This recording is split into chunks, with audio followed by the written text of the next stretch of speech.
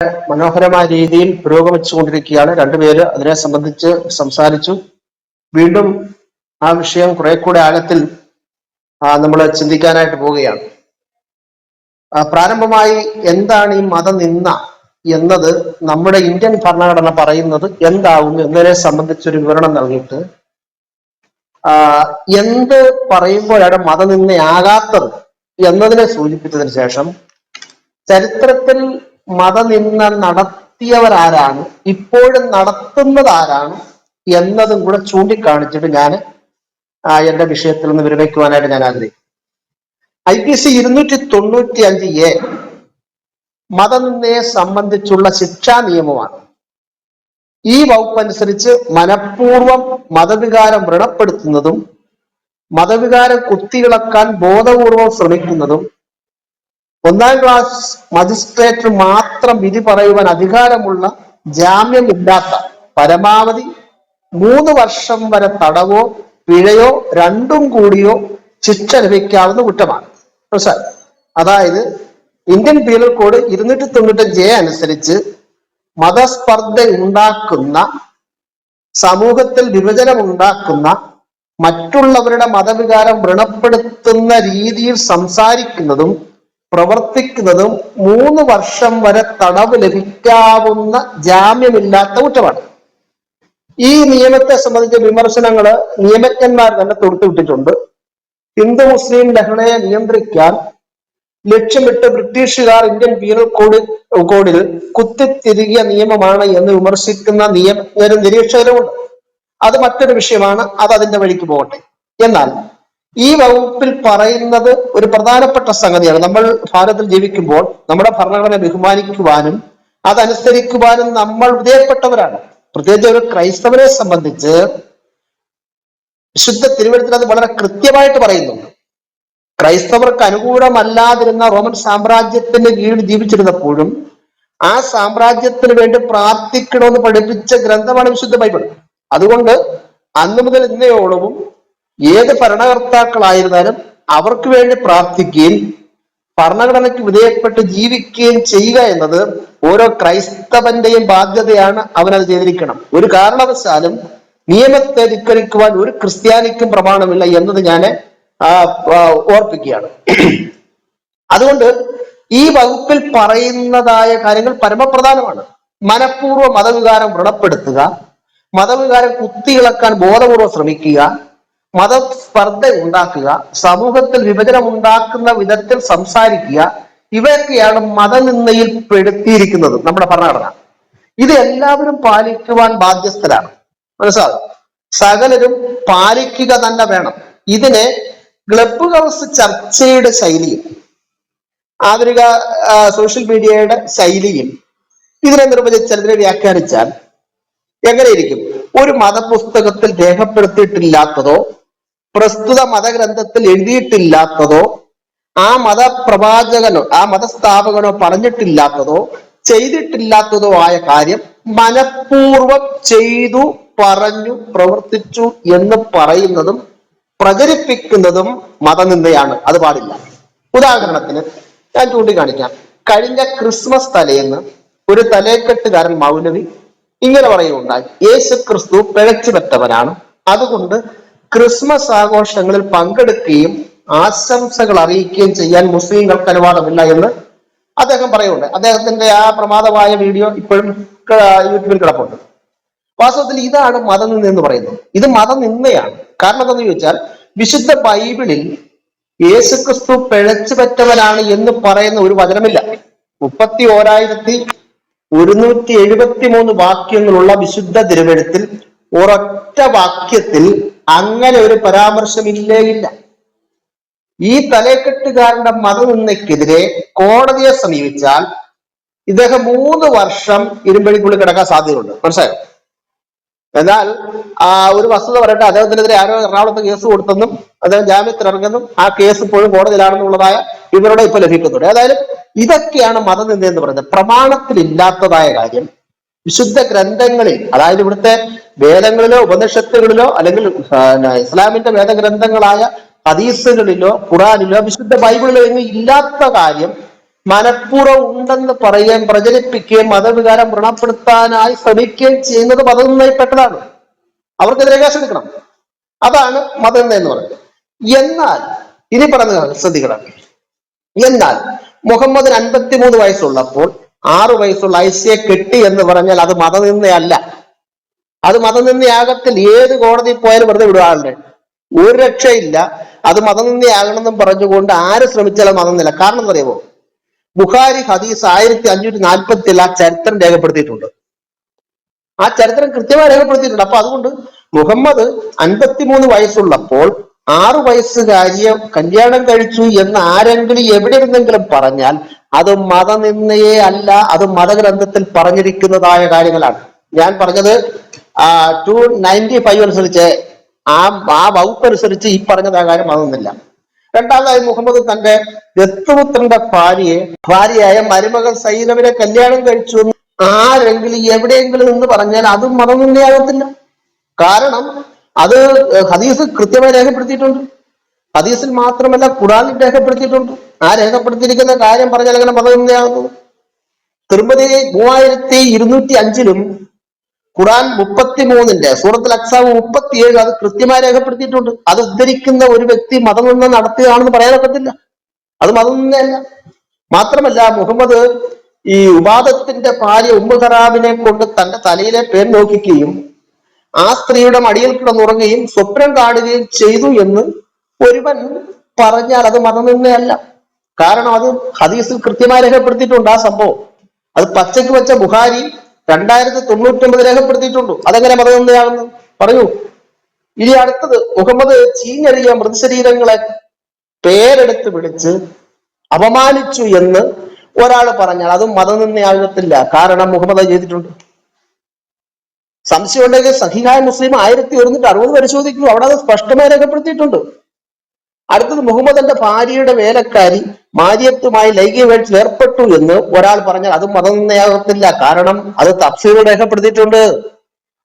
അപ്പൊ ചുരുക്കി പറഞ്ഞാൽ ഇന്ന് ക്ലബ് ഹൗസിൽ മുഹമ്മദിനെ കുറിച്ച് പറയുന്ന ഒരു കാര്യവും ഇന്ത്യൻ പീനൽ കോഡ് അനുസരിച്ച് മതനിന്ദയുടെ നിർവചനത്തിൽ പെടുന്നതേ അല്ല. അതുകൊണ്ടാണ് പണ്ടത്തെ ചിൻബാദ് പാലമൊക്കെ പൊളിഞ്ഞു പോയത്. ചിൻബാദ് പാലം കേസൊക്കെ ചീറ്റിപ്പോകാൻ കാരണം അതാണ്. ഇന്ന് ഇവര് ഏതൊരു വിഷയം എടുത്തിട്ട് കോടതി പോയാൽ കോടതിയുടെ സമയം വേസ്റ്റ് ആക്കിയതിന് കോടതി ചിലപ്പോൾ പണിഷ്മെന്റ് ചെല്ലുന്നവർ ലഭിച്ചതായിട്ട് വരും. പണ്ട് ഉത്തർപ്രദേശിലെ Waqf board chairman Basheer Rizvi supreme കോടതിയെ സമീപിച്ച ഒരു കേസുണ്ട്, പ്രസിദ്ധമായ ഒരു കേസ്. എന്താണ്? 29 ആയത്തുകൾ, ഖുറാനിലെ 29 ആയത്തുകൾ നീക്കം ചെയ്യണമെന്ന് പറഞ്ഞാണ് അദ്ദേഹം സുപ്രീം കോടതിയെ സമീപിച്ചത്. മുസ്ലിം പണ്ഡിതനാണ് അദ്ദേഹം. അദ്ദേഹം പറയുന്നത് ഈ ഖുറാനിലെ ഈ 29 ആയത്തുകള് മദ്രസയെ പഠിപ്പിച്ചാൽ അത് ദുരന്തമായിട്ട് വരും, മതസ്പർദ്ധ ഉണ്ടാക്കുന്നു, അത് ഇന്ത്യയിലെ മതേതര സമൂഹത്തിൽ അത് ശുഭകരമല്ല ആ ആയത്തുകൾ. അതുകൊണ്ട് ദയവായിട്ട് കോടതി ഇടപെട്ട് ആ ആയത്തുകൾ ഖുറാനിൽ മാറ്റണമെന്നാണ് അദ്ദേഹം കൊടുത്ത ഹർജി. പക്ഷെ കോടതി ആ ഹർജി തള്ളിക്കളഞ്ഞു. കാരണം ഒരു മതത്തിലെയും മത നിയമത്തെ ഭേദഗതി ചെയ്യാനോ നീക്കം ചെയ്യാനോ നമ്മുടെ ഭരണഘടനയിൽ വ്യവസ്ഥയില്ല. ഈ വസ്തുത അറിയാമായിരുന്നിട്ടും വസീം റിസ്വി കോടതിയുടെ സമയത്തെ വെറുതെ പാഴാക്കി എന്ന് പറയുന്നത് അദ്ദേഹത്തിന് 50,000 രൂപ പണിഷ്മെന്റ് കൊടുക്കരുത് എന്ന് പറയുന്നത് പോലെ മതനിന്ദയാണ് എന്ന് പറഞ്ഞിട്ട് ആരെങ്കിലും ഇപ്പോൾ ഉണ്ടായിട്ടുള്ള ഈ നുപൂർ ശർമ്മയുടെ വിഷയമായാലും മറ്റേതൊരു വിഷയമായാലും മതനിന്ദയാണ് എന്നും പറഞ്ഞ് നിങ്ങൾ സമീപിച്ചാൽ കാര്യമുള്ള കാര്യത്തിനാണെങ്കിൽ കുഴപ്പമില്ല. ഞാൻ ഈ മുഖവരിൽ പറഞ്ഞതുപോലെ അനാവശ്യമായ കാര്യങ്ങൾ ആരെങ്കിലും പറഞ്ഞു പരത്തി അതിനെ സംബന്ധിച്ച് നിങ്ങൾ കേസ് ഫയൽ ചെയ്താൽ അത് അങ്ങനെ നിൽക്കും. അല്ലാതെ ചരിത്രത്തിൽ രേഖപ്പെടുത്തിയിരിക്കുന്ന ഒരു വസ്തുത മതനിന്ദയാണെന്ന് പറഞ്ഞത് കോടതി ചെന്നാൽ വിജയിക്കത്തില്ല എന്നുള്ള കാര്യം കൃത്യമായിട്ട് നമുക്ക് ഇതിലൂടെ കണ്ടെത്താനായിട്ട് കഴിയും. മനസ്സിലാകുന്നുണ്ടോ? അപ്പം ഇന്ന് ക്ലബ് ഹൗസിലെ ചർച്ചയിൽ നമ്മൾ മുഹമ്മദിനെ കുറിച്ച് പറയുന്നതായ കാര്യങ്ങൾ ഒന്നും തന്നെ അഭിനന്ദയല്ല. കാരണം എന്തെന്ന് ചോദിച്ചാൽ ഇവിടെ തഫ്സീറുകളും ഖുറാന്റെ വചനങ്ങളും ഹദീസുകളും മാത്രമാണ് ഇവിടെ രേഖപ്പെടുത്തിയിരിക്കുന്നത്. അതുകൊണ്ട് ആ രേഖപ്പെടുത്തിയിരിക്കുന്ന കാര്യങ്ങൾ വായിച്ചാൽ അതൊരിക്കലും ശരിയാകത്തില്ല. ഒരിക്കലും മതം എന്ന് പറയാനൊക്കത്തില്ല നമ്മുടെ നിയമം അനുസരിച്ചും. ഞാൻ അത്രയും പറഞ്ഞുകൊണ്ട് ആ വിഷയത്തിൽ നിന്ന് ഞാൻ അവിടെ നിർത്തുകയാണ്. ഇനി ചിന്തിക്കാൻ പോകുന്നത് യഥാർത്ഥത്തിൽ നിന്ന നടത്തിയിട്ടുള്ളത് ആരാണ്? അതാണ് ഇനി പരിശോധിക്കാൻ പോകുന്നത്. യഥാർത്ഥത്തിൽ മതനിന്ന, വ്യക്തി നിന്ന വ്യക്തി ആക്ഷേപം തുടങ്ങിയ പരാമർശങ്ങൾ നടത്തിയിട്ടുള്ളത് ആരാണ്? മുഹമ്മദിന്റെ ചരിത്രം പരിശോധിച്ചാൽ മുഹമ്മദും, അള്ളാഹുവിന്റെ ചരിത്രം പരിശോധിച്ചാൽ അള്ളാഹുവും, ഇസ്ലാം മതത്തിന്റെ പ്രാചീന കാലം മുതൽ അർവാചീന കാലം വരെയുള്ള ഈ ആധുനിക കാലം വരെയുള്ള ചരിത്രം പരിശോധിച്ചാൽ മതവിശ്വാസികളുമാണ് മതം നിന്ന് നടത്തിയിട്ടുള്ളതെന്നും കൃത്യമായി കണ്ടെത്താനായിട്ട് കഴിയും. ഞാൻ അതിന്റെ ചില തെളിവുകൾ ഇവിടെ ഗ്രന്ഥങ്ങൾ നിന്ന് വായിച്ചതിന് ശേഷം ഞാൻ ഇവിടെ അവസാനിപ്പിക്കാം. ഒന്നാമതായിട്ട് മതം നിന്ന് നടത്തിയത് ആരാണ്? മുഹമ്മദാണ് മതം നിന്ന് നടത്തിയത്. വ്യക്തി നിന്ന് നടത്തുന്നത് മുഹമ്മദാണ്. ഇപ്പം ഈ കഴിഞ്ഞിടയിലെ ഈ നബൂർ ശർമ്മയുടെ വിഷയം വന്നപ്പോൾ പല മൗലവിമാരും മറുപടിയായിട്ട് രംഗത്ത് വന്നു. അവർ വന്നപ്പോൾ അവർ പറഞ്ഞതായ എല്ലാവരും പറഞ്ഞ ഒരു കാര്യമുണ്ട്. ഇത് വാസ്തവത്തില് എനിക്കറിയാം. നമ്മൾ ഈ ഖുറാനിക ഗ്രന്ഥങ്ങൾ, ഇസ്ലാമിക മതഗ്രന്ഥങ്ങൾ പഠിക്കുകയും അത് മനസ്സിലാക്കുകയും ചെയ്യുന്നതുകൊണ്ട് ഈ വസ്തുത അറിയാം. അവർ വാതുറക്കുന്നതിന് മുമ്പേ അറിയാം ഇവരെന്താ പറയാൻ പോണത്. അപ്പൊ അവർ പറഞ്ഞതായ ഒരു കാര്യം, പ്രവാചകനെ നിന്ദിച്ചതായ നിന്ന പ്രവാചകന്റെ കാലത്തുണ്ടായിരുന്നു എന്ന് പറഞ്ഞുകൊണ്ട് അവർ എടുത്തുകൊണ്ടിരുന്ന ഒരു സംഭവമാണ് അബൂലഹബിന്റെ ചരിത്രം. അതായത് മുഹമ്മദിന്റെ മൂത്താപ്പയായ അബൂലഹബ് മുഹമ്മദിനെ നിന്ദിച്ചു, മുഹമ്മദിനെ അപമാനിച്ചു എന്നാണ് ഇവർ പറഞ്ഞത്. വാസ്തവത്തിൽ ആ ചരിത്രം പരിശോധിച്ചാൽ, ആ ഹദീസ് പരിശോധിച്ചാൽ മുഹമ്മദാണ് അവരെ ആക്ഷേപിക്കുന്നത്. മനസ്സിലായോ? ഈ വിടക്കാക്കി തനിക്കാക്ക് എന്ന് പറയുന്ന ഒരു സിദ്ധാന്തമാണ് ഇവർ ഇപ്പോഴും എടുക്കുന്നത്. മുമ്പേ നമ്മുടെ സിജോ ബ്രദർ അബ്ദുസമദ് സമദാനി എന്ന് പറയുന്ന ലീഗിന്റെ നേതാവും നമ്മുടെ പിയുമാണ് അദ്ദേഹം പറഞ്ഞതായ കാര്യങ്ങൾ ശ്രദ്ധിക്കുകയുണ്ടായി. മതം നിന്ന് നടത്തുന്നവരെയൊക്കെ അള്ളാഹു ശിക്ഷിച്ചു. ആരൊക്കെ നബിയെ നിന്ദിച്ചിട്ടുണ്ടോ ആ കാലത്തൊക്കെ തന്നെ ആക്സിഡന്റ് ഉണ്ടായിട്ടുണ്ടെന്നൊക്കെ പറഞ്ഞ ശുദ്ധ ഭോഷ്കാവും. ആർക്കും ആക്സിഡന്റ് ഉണ്ടായിട്ടില്ല. അങ്ങനെയാണെന്നുണ്ടെങ്കിൽ അബൂലഹബിനെയും ഭാര്യയും ആദ്യം നശിക്കണം. അവരാരും ചത്തുപോയില്ല, അവരാരും നശിച്ചില്ല. ഇതൊക്കെ മതവിശ്വാസികളെ കോൾമയർ കൊള്ളിക്കുവാനായിട്ട് പറയുന്ന ചില തിട്ടൂരങ്ങളാണ്. ശ്രദ്ധിക്കണം. അപ്പൊ ഈ ഹദീസ് ഞാൻ വായിക്കുന്നു. ഈ ഹദീസിൽ യഥാർത്ഥത്തിൽ മുഹമ്മദാണ് ഈ അബൂലഹബിനെയും അദ്ദേഹത്തിന്റെ ഭാര്യയെ നിന്ദിക്കുന്നത്. ഈ അബൂലഹബ് ആരാണ്? മുഹമ്മദിന്റെ മൂത്താപ്പയാണ്, അല്ലെങ്കിൽ അദ്ദേഹത്തിന്റെ പേരപ്പനാണ്. പിതാവിന്റെ ജ്യേഷ്ഠൻ എന്ന് പറഞ്ഞാൽ പിതാവിന് തുല്യമാണ്. മുഹമ്മദ് തന്നെ അത് കൃത്യമായിട്ട് പറയുന്നുണ്ട്. ഈ മാതാവിന്റെ സഹോദരി മാതാവിന് തുല്യമെന്ന് പറയുന്നുണ്ട്. അങ്ങനെ പിതാവിന്റെ സഹോദരൻ പിതാവിന് തുല്യമാണ്. നമ്മളൊക്കെ അങ്ങനെയാണ് കാണുന്നത്. മുസ്ലിങ്ങളും അങ്ങനെയാണ് കാണുന്നത്. നമ്മുടെ ഉപ്പയുടെ ജ്യേഷ്ഠനെ ഉപ്പയ്ക്ക് തുല്യമായിട്ടാണ് കാണുന്നത്. അപ്പം മുഹമ്മദിന്റെ ഉപ്പയുടെ ജ്യേഷ്ഠനാണ് ആര്? അബൂലഹബ് എന്ന് പറയുന്ന ആള്. അതിനെ സംബന്ധിച്ച് ഇവർ പറയുന്നത്, ഈ പണ്ഡിതന്മാർ പറയുന്നതല്ല വസ്തുത. ആ വിഷയത്തിൽ മുഹമ്മദാണ് നിന്ന് നടത്തുന്നത്, നിന്ദിക്കുന്നത്. ഞാൻ ആ ഹദീസ് വായിക്കുന്നു. സഹീഹായ ബുഖാരി 1723, ബുഖാരി 1723, CN അഹമ്മദ് മൗലവിയുടെ മലയാളം പരിഭാഷ. അതിൽ അവിടെ ഇങ്ങനെ വായിക്കുന്നു. ഇബ്നു അബ്ബാസ് പറയുന്നു, തിരുമേനി ഒരു ദിവസം സഫാ കുന്നിന്മേൽ കയറി നിന്ന് പ്രഭാതത്തിൽ വന്നു ഭവിച്ച വിപത്തെ എന്ന് ഉച്ചത്തിൽ വിളിച്ചു പറഞ്ഞു. ഖുറൈശികൾ ഓടിയെത്തി പരിഭ്രാന്തിയോടെ ചോദിച്ചു, നിങ്ങൾക്ക് എന്തു പറ്റി? ആരോടെ, നിങ്ങളൊന്ന് ചിന്തിച്ചു നോക്കുക. നാളെ രാവിലെ അല്ലെങ്കിൽ വൈകുന്നേരം ശത്രുക്കൾ ആക്രമിക്കാൻ വരുന്നുണ്ടെന്ന് ഞാൻ പറഞ്ഞാൽ നിങ്ങൾ എന്നെ വിശ്വസിക്കുകയില്ലേ? അതെ എന്നവർ മറുപടി പറഞ്ഞു. തിരുമേനി അരളി, അങ്ങനെയെങ്കിൽ അള്ളാഹുവിൽ നിന്നുള്ള കഠിനമായ ശിക്ഷയെക്കുറിച്ച് താക്കീത് ചെയ്യാൻ വന്നവനാണ് ഞാൻ. ഉടനെ അബൂലഹബ് പറഞ്ഞു, നിനക്ക് നാശം, ഇതിനാണ് നീ ഞങ്ങളെ ഇവിടെ വിളിച്ചു വരുത്തിയിരിക്കുന്നത്. ആ സന്ദർഭത്തിലാണ് സൂറത്ത് ലഹബ്, അതായത് 115-ാം സൂറ അവതരിക്കുന്നതാണ്. മനസ്സിലാകുന്നുണ്ടോ? ഇവിടെ ഈ മുഹമ്മദ് അബൂലഹബ് എന്ന് പറയുമ്പോൾ വേറെ ചില ബന്ധമുണ്ട്. അബൂലഹബിന്റെ 2 മക്കള് കല്യാണം കഴിച്ചിരിക്കുന്നത് ഈ മുഹമ്മദിന്റെ മക്കളെയാണ്. പറഞ്ഞു മനസ്സിലാകുന്നോ? അങ്ങനെ ഒരു ബന്ധം കൂടെ കിടപ്പുണ്ട്. അത് ഞാൻ പറയാം. അങ്ങനെ സ്വന്തം പിതാവിന്റെ ജ്യേഷ്ഠൻ എന്നതിനേക്കാൾ ഉപരിയായിട്ട് ഈ മുഹമ്മദിന്റെ പെൺമക്കളുടെ ഭർത്താക്കന്മാരാണ് അബൂലഹബിന്റെ മക്കൾ എന്ന് പറയുന്നത്. അപ്പം അങ്ങനെയുള്ളതായ ബന്ധത്തിൽ നിൽക്കുന്നതായ ആ വീടിന്റെ പരിസരത്ത് എന്നിട്ട് അള്ളാഹുവിന്റെ ശിക്ഷ വരുന്നു എന്ന് പറഞ്ഞപ്പോൾ ചോദിച്ചു, നിനക്ക് നാശം എന്ന് പറഞ്ഞു. കാരണം എന്നറിയാമോ? ഈ അള്ളാഹുവിന്റെ ശിക്ഷ എന്ന് പറയുമ്പോൾ അവർക്കറിയാം ഈ അള്ളാഹു ശിക്ഷിക്കുന്ന ഒരാളെന്നല്ല. അള്ളാഹു അവിടെ 361 അള്ളാഹു പറയുന്നതൊക്കെ ശക്തിയോ കഴമ്പോ ഒന്നും ഇല്ലെന്ന് ഈ അബൂലഹബിന് അറിയാം. അതാണ് വിഷയം. അതുകൊണ്ടാണ് ആദ്യം അദ്ദേഹം പറയുന്നുണ്ട്, ആരെങ്കിലും ശത്രുക്കൾ നിങ്ങളെ ആക്രമിക്കാൻ വരുന്നു എന്ന് ഞാൻ പറഞ്ഞാൽ നിങ്ങൾ വിശ്വസിക്കുന്നു. പറയുന്നത് ഞങ്ങൾ വിശ്വസിക്കുന്നു, അതവർക്ക് വിശ്വാസമാണ്. പക്ഷെ അള്ളാഹു ശിക്ഷിക്കുന്നവർ അവർക്ക് വിശ്വാസമില്ല. കാരണം ഈ അള്ളാഹുവിന്റെ സ്ഥാനം എന്തുവാണെന്നും അള്ളാഹുവിന് എത്രത്തോളം തൂക്കം ഉണ്ടെന്ന് അബൂലഹബിന് അറിയാം. അതുകൊണ്ടാണ് ആ പിതാവിന്റെ ജ്യേഷ്ഠനായ മൂത്താപ്പ പറയാണ് നിനക്ക് നാശമെന്ന്. അപ്പോൾ ആ ഇറങ്ങിയ ആയത്ത് നോക്കി, അപ്പോൾ മുഹമ്മദ് പറയുന്നതായ വാക്യങ്ങൾ നോക്കി. അതാണ് സൂറ 111 സൂറത്തുൽ അഹ്ബ് 1 മുതലുള്ള വാക്യങ്ങളിൽ കാണുന്നത്. സൂറത്തുൽ അഹ്ബ് അല്ല, സൂറത്തുൽ സമദ് 1 മുതലുള്ള വാക്യങ്ങൾ കാണുന്നത്. അവിടെ പറയുന്നത് ഇങ്ങനെ, അബൂ ലഹബിന്റെ ഇരുകരങ്ങളും നശിക്കട്ടെ. പാപികാല ക്രിയയിലാണ് പറയുന്നത്. ഇരുകരങ്ങൾ നശിക്കട്ടെ, അവൻ നശിക്കും.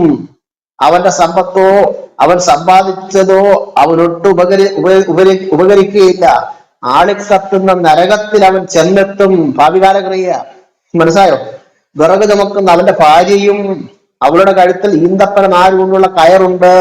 ഇത് നിങ്ങൾ ഇവിടെ ശ്രദ്ധിക്കേണ്ട ഒരു വിഷയമാണ്. കഴിഞ്ഞ 1400 വർഷങ്ങളായിട്ട് ഈ അബൂ ലഹബിനെയും ഭാര്യയെയും മുസ്ലിങ്ങൾ ശപിച്ചുകൊണ്ടിരിക്കുക, നിന്ദിച്ചുകൊണ്ടിരിക്കുക. ഇത് കേൾക്കുക, സ്വന്തം പിതാവിന്റെ ജ്യേഷ്ഠനെയും അദ്ദേഹത്തിന്റെ ഭാര്യയാണ് വിളിക്കുന്നത്.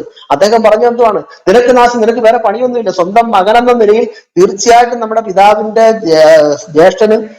പിതാവിന്റെ ജ്യേഷ്ഠന് മൂത്താപ്പായ്ക്ക് ഒരു മകനെ ശാസിക്കാനുള്ളത് അവകാശമുണ്ട്. ആ ഒരു അടിസ്ഥാനത്തിലാണ് അദ്ദേഹം അത് പറഞ്ഞത്. പക്ഷെ അദ്ദേഹത്തിന് കൊടുക്കുന്ന മറുപടിയുണ്ട്, ഇതാ മതം നിന്ന് എന്ന് പറയുന്നത്. ഇതാണ് വ്യക്തിഹത്യ എന്ന് പറയുന്നത്. മനസ്സിലായോ? അതായത് നിന്റെ കൈകൾ നശിക്കട്ടെ. നമ്മുടെ അബ്ദുസമദ് സമദാനി പറഞ്ഞത് എന്താണ്? പ്രവാചകനെ നിന്ദിച്ചവരൊക്കെ ആക്സിഡന്റ് പെട്ടിട്ടുണ്ടെന്ന്. അങ്ങനെയാണെന്നുണ്ടെങ്കിൽ ഈ വർത്തമാന ക്രിയയെ പറയണം ഇവിടെ, നീ നശിക്കും, അല്ലെങ്കിൽ ഇപ്പോൾ നീ നശിക്കും എന്ന് പറയണം. അവരാരും നശിച്ചില്ല. ഇതെല്ലാം കഴിഞ്ഞ് ദീർഘവർഷങ്ങൾ കഴിഞ്ഞ് അവർ മരിച്ചു പോകുന്നത്. ഇത് ശുദ്ധമായ മോഷ്കർ. അപ്പം നിന്ന നടത്തിയത്, വ്യക്തിഹത്യ നടത്തിയത് ആരാണ്? പ്രവാചകരാണ്. അപ്പൊ ഞാനിവിടെ ഒരു കാര്യം കൂടി ഓർപ്പിക്കുന്നു. ഈ അബൂ ലഹബിന്റെ മക്കൾ, അതായത് മുഹമ്മദിന് 3-4 പിള്ളേരുണ്ട്. കാസിമും ഇബ്രാഹിമും എന്നീ 2 പുത്രന്മാരും, സൈലബ, റുക്കിയ, ഉമ്മു കുൽസൂം, ഫാത്തിമ എന്നീ 4 പുത്രിമാരും ഉറങ്ങുന്ന 6 മക്കളുണ്ടായിരുന്നു. ഇവരിൽ റുക്കിയയെ അബൂ ലഹബിന്റെ പുത്രനായ ഉദ്ബത്താണ് വിവാഹം കഴിച്ചിരിക്കുന്നത്. മനസ്സിലായോ? മൂത്താപ്പായുടെ മോഹനാണ് മുഹമ്മദിന്റെ മോളെ വിവാഹം. അങ്ങനെ ഒരു ബന്ധം കൂടെ കിടപ്പുണ്ട്. ഇവരുടെ അനുജത്തിയായ ഉമ്മുൽ കുൽസുമിനെ ഉദ്ബത്തിന്റെ സഹോദരനായ ഉബൈദത്തും വിവാഹം ചെയ്തിട്ടുണ്ടായി.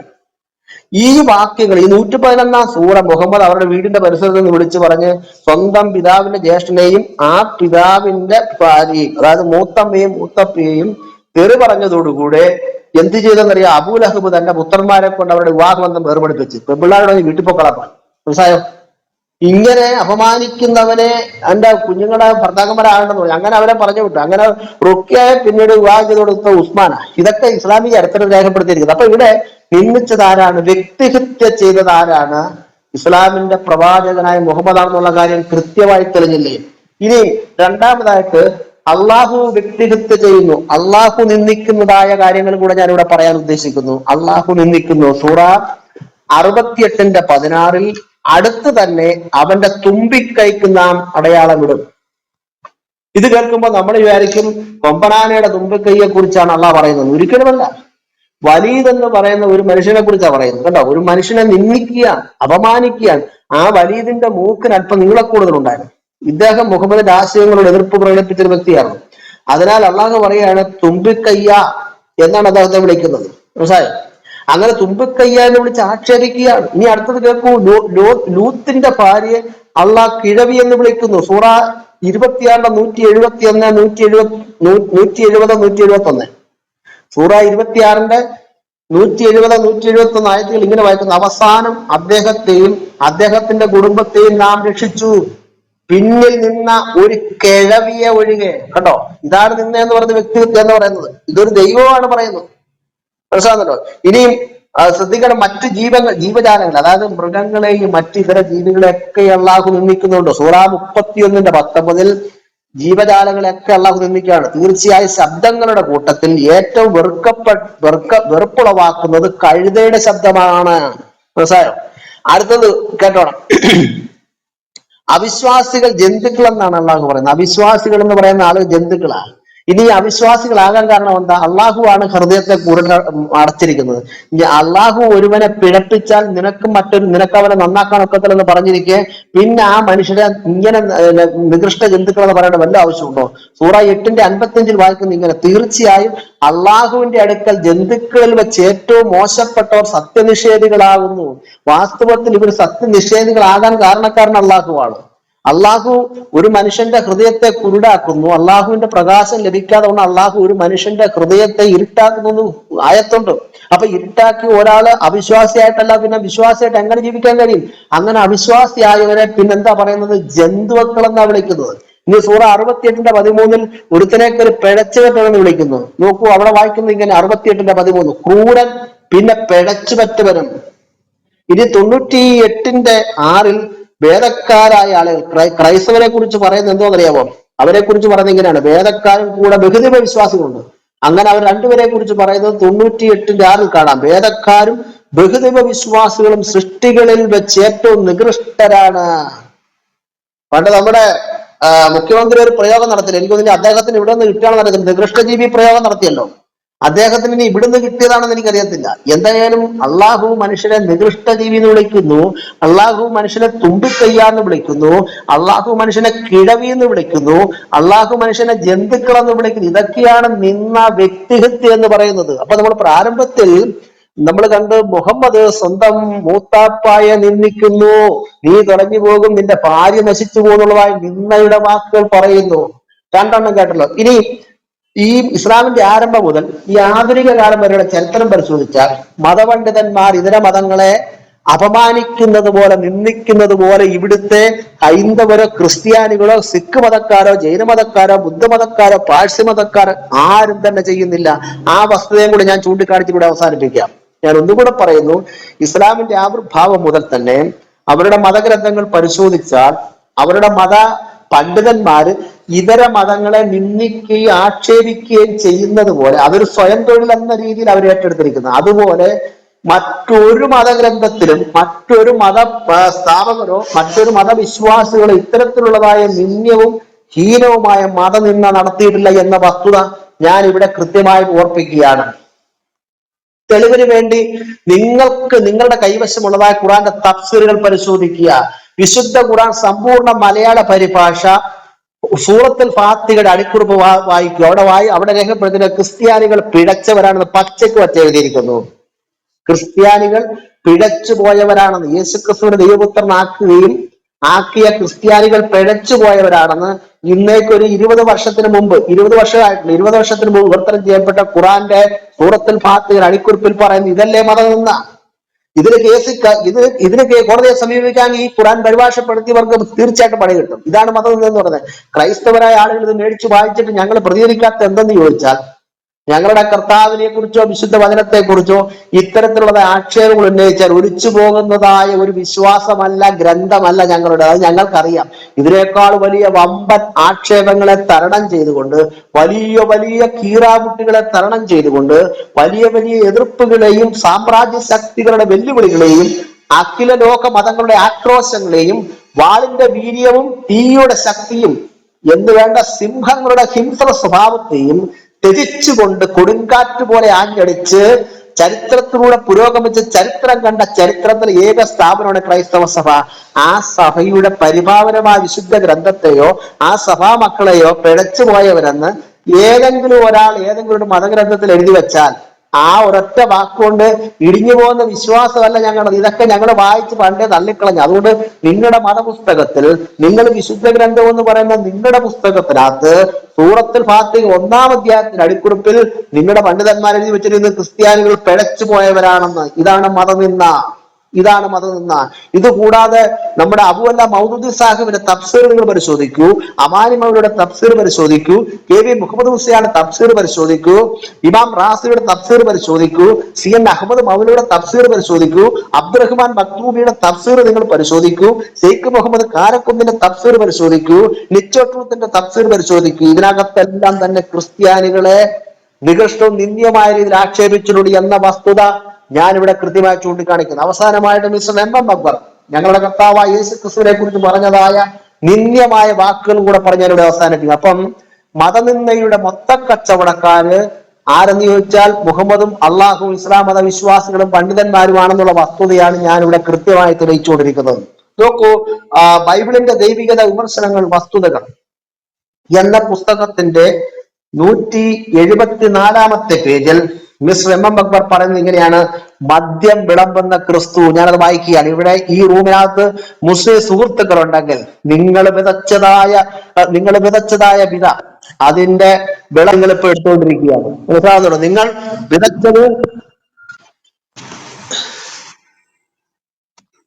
നിങ്ങൾ വിതച്ചതായ വിത, നിങ്ങൾ വിതച്ചത് നിങ്ങൾ തന്നെ ഇപ്പോൾ കൊയ്തെടുത്തുകൊണ്ടിരിക്കുകയാണ്. ഞാനത് വായിക്കുന്നു. മദ്യം വിളമ്പുന്ന ക്രിസ്തു എന്ന ശീർഷകം അദ്ദേഹം കൊടുത്തിരിക്കുന്നത് ബൈബിളിന്റെ ദൈവികത വിമർശനങ്ങളെ വസ്തുതകൾ എന്ന പുസ്തകത്തിന്റെ 174 പേജ് ഇങ്ങനെ എഴുതിയിരിക്കുന്നു. ഞാൻ അതുപോലെ തന്നെ വായിക്കുകയാണ്: ജനങ്ങൾക്കെല്ലാം മദ്യമുണ്ടാക്കി കൊടുത്തവനായിട്ടാണ് യോഹന്നാന്റെ സുവിശേഷം ക്രിസ്തുവിനെ അവതരിപ്പിക്കുന്നത്. കേട്ടോണം, ജനങ്ങൾക്കെല്ലാം മദ്യമുണ്ടാക്കി കൊടുത്തവനായിട്ടാണ് യോഹന്നാന്റെ സുവിശേഷം ക്രിസ്തുവിനെ അവതരിപ്പിക്കുന്നത്.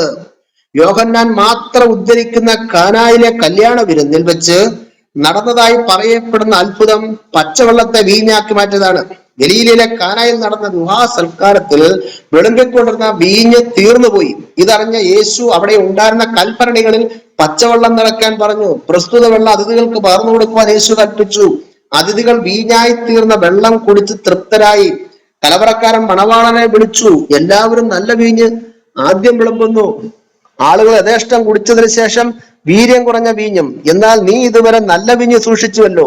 ജനങ്ങൾക്ക് മദ്യമുണ്ടാക്കി കൊടുത്തവനായി ക്രിസ്തുവിനെ അവതരിപ്പിച്ച് മദ്യപാന നിയമവിധമാക്കാനുള്ള ശ്രമത്തിന്റെ ഭാഗമായാണ് യോഹന്നാൻ സുവിശേഷത്തിൽ ഈ അത്ഭുതം നിർമ്മിക്കപ്പെട്ടിരിക്കുന്നതെന്നാണ് മനസ്സിലാക്കാൻ കഴിയുന്നത്. കേട്ടോ, ഇതാണ് മതം.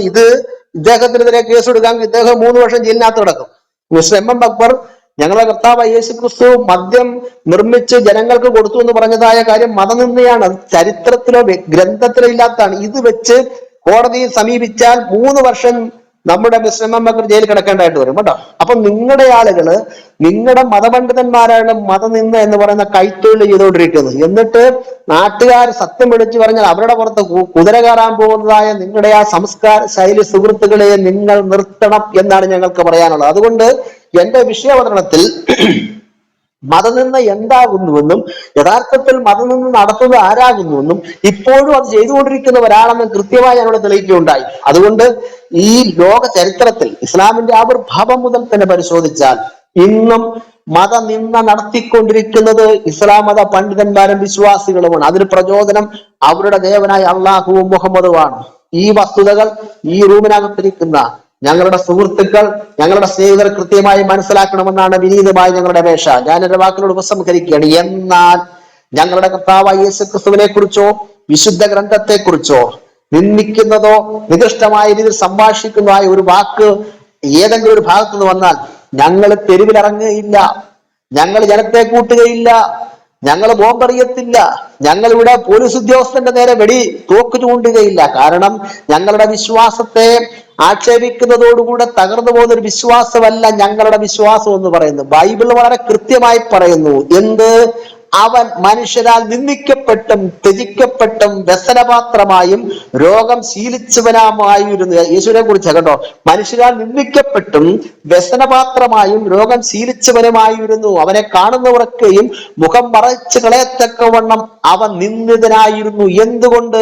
തൊട്ട് താഴെ പറയും, സാക്ഷാൽ നമ്മുടെ രോഗങ്ങളെ അവൻ വഹിച്ചു, നമ്മുടെ വേദനകളെ അവൻ ചുമന്നു, നാമോ അവനെ ശിക്ഷിച്ചും ദണ്ഡിപ്പിച്ചും ഇരിക്കുന്നു എന്ന് വിചാരിച്ചു. എന്നാൽ നമ്മുടെ അതിക്രമങ്ങൾ നിമിത്തം മുറിവേറ്റും നമ്മുടെ അകൃത്യങ്ങൾ നിമിത്തം തകർന്നു മരിക്കുന്നു. നമ്മുടെ സമാധാനത്തിനായുള്ള ശിക്ഷ അവന്റെ മേലായി, അവന്റെ അടിപ്പിണരുകളാൽ നമുക്ക് സൗഖ്യം വന്നിരിക്കുന്നു. ഇന്നേക്ക് 2000 വർഷങ്ങൾക്ക് മുമ്പ് മനുഷ്യവർഗത്തിന്റെ, ഇസ്ലാം മതവിശ്വാസി ഉൾപ്പെടെയുള്ള സകല മനുഷ്യവർഗത്തിന്റെയും പാപപരിഹാരത്തിന് വേണ്ടി ഭൂമിയിലേക്ക് ഇറങ്ങി വന്ന് അതേ ബലിയായി തീർന്ന ക്രിസ്തുവിന്റെ ആ നിന്ദയും ക്രിസ്തുവിന്റെ പീഡാസഹനവും മാനവ സമൂഹത്തിന് വേണ്ടിയാണ്, ഞങ്ങൾക്ക് വേണ്ടിയാണ്. അതുകൊണ്ട് ഞങ്ങളുടെ കർത്താവ് നിന്ദിക്കപ്പെട്ടതിനെ കുറിച്ചോ, ഞങ്ങളുടെ കർത്താവ് ക്രൂശിക്കപ്പെട്ടതിനെ കുറിച്ചോ, ഞങ്ങളുടെ കർത്താവ് ചാട്ടവാൻ അടികൊണ്ടതിനെ കുറിച്ചോ ആരെങ്കിലും ഞങ്ങളോട് പറഞ്ഞാൽ അത് ഞങ്ങളുടെ അഭിമാനമാണ്, ഞങ്ങളുടെ രക്ഷയ്ക്ക് മാത്രമായി തീർന്നതാണ്. സുഹൃത്തുക്കളെ, ഇങ്ങനെ പറയാൻ ആംബിയറുള്ള മുസ്ലിം വക്താക്കളാണ് രംഗത്ത് പറയുന്നത്. എന്തുകൊണ്ടാണ് നിങ്ങൾ തൊടുമ്പോൾ വിഷയം തൊട്ടാലുടനെ നിങ്ങൾ മതം കാറിക്കൂകുന്നത്? നിങ്ങൾക്ക് നിങ്ങളുടെ പ്രവാചകനെയും നിങ്ങളുടെ ഗ്രന്ഥത്തെയും കുറിച്ച് പറയുന്നതിൽ അപകർഷതാബോധം നിങ്ങളെ അലട്ടുന്നു. ഞങ്ങൾ തൊട്ടാലത് മതനിന്ദയെന്ന് പറഞ്ഞ് വിളിച്ചു പോകിയാൽ ഞങ്ങൾ തൊടാതിരിക്കുമല്ലോ. ഒരിക്കലും അങ്ങനെയല്ല. ഞങ്ങൾ വായിക്കും, വസ്തുതകൾ സമൂഹത്തെ അറിയിക്കും. ഇത് മാനവികതയുടെ പ്രശ്നമാണ്, മനുഷ്യവർഗത്തിന്റെ പ്രശ്നമാണ്. ആകയാൽ ഞങ്ങൾ ചെയ്യുന്നതായ ക്രിയകൾ ഞങ്ങൾ ചെയ്തുകൊണ്ടിരിക്കും. സമൂഹത്തോട് നിന്ന കാണിക്കുന്ന ആരാണെന്നുള്ള വസ്തുത ഞങ്ങൾ ഇനിയും തുടരുക തന്നെ ചെയ്യും എന്ന് പറഞ്ഞുകൊണ്ട് ഞങ്ങളുടെ കർത്താവിലേക്ക് നിങ്ങൾ എല്ലാവരെയും ക്ഷണിച്ചുകൊണ്ട് ഞാൻ എന്റെ വാക്കുകളെ കൂടെ അവസാനിപ്പിക്കുന്നു. ദൈവം നമ്മെ സഹായിക്കട്ടെ. Thank you Chacko pastor, thank you. നമ്മളിവിടെ ചർച്ച പുരോഗമിച്ചുകൊണ്ടിരിക്കുകയാണ്.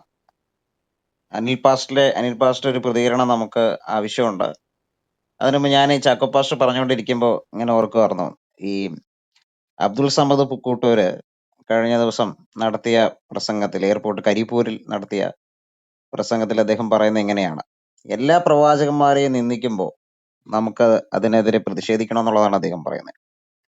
എന്ന് മാത്രമല്ല, സമദാനിയും പുക്കുട്ടൂരും ഒരുപോലെ പറയുന്ന ഒരു കാര്യം, മുഹമ്മദിനെ വിമർശിച്ചാൽ അത് മാനവിക മൂല്യങ്ങൾക്കെതിരെയുള്ള, അതുപോലെ തന്നെ മതേതരത്വത്തിനെതിരെയുള്ള വിമർശനമാണ് എന്നാണ് പറയുന്നത്. സത്യത്തിൽ നമ്മൾ ചിന്തിക്കേണ്ട ഒരു കാര്യം, അക്ബർ നടത്തിയ പ്രസംഗങ്ങൾ ഇവർ കാണാതിരുന്നിട്ടില്ല, കണ്ടിട്ടുണ്ട്. മുഹമ്മദ് ഈസയുടെ പുസ്തകങ്ങൾ, മുഹമ്മദ് ഈസയുടെ, മുജാഹിദ് ബാലുശ്ശേരിയുടെ ഒക്കെ പുസ്തകങ്ങളും പ്രസംഗങ്ങളും ഇവർ കേട്ടിട്ടുണ്ട്. ഞാൻ ആദ്യം പറഞ്ഞല്ലോ, മുഹമ്മദ് ഈസയുടെ പുസ്തകത്തിന് ആശംസ എഴുതിയിരിക്കുന്നത് പാണക്കാട് കുടുംബത്തിലെ അംഗമാണ്. അപ്പൊ ഇതൊക്കെ ഇവർ കണ്ടിട്ടും കേട്ടിട്ടൊക്കെ ഉണ്ട്. അപ്പൊ എന്തുകൊണ്ട് യേശുക്രിസ്തുവിനെ ഇവര് പ്രവാചകനായിട്ടാണ് കാണുന്നത്? അങ്ങനെയാണെങ്കിൽ യേശുക്രിസ്തുവിനെതിരെ അക്ബർ പറഞ്ഞ കാര്യങ്ങൾക്ക് അത് ക്രിസ്തു നിന്നയാണെന്ന് പറഞ്ഞ് ഇവരെന്തുകൊണ്ട് പ്രതിഷേധങ്ങൾ നടത്തിയില്ല?